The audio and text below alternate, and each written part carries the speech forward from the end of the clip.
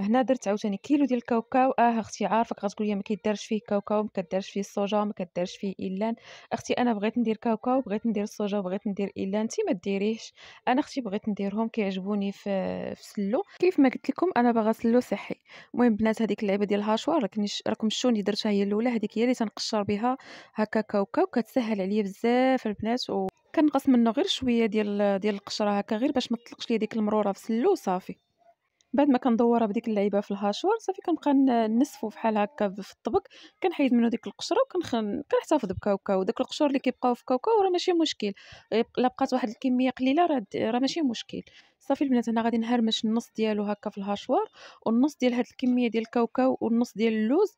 صيفطتهم العطار باش يطحنهم ليا مزيان، وقلت له خرج ليا منهم الزيت، يعني ديتهم ليه سخان وقلت له خرج طحنهم ليا حتى يخرج منهم الزيت بالمزيان، حيت هذاك الزيت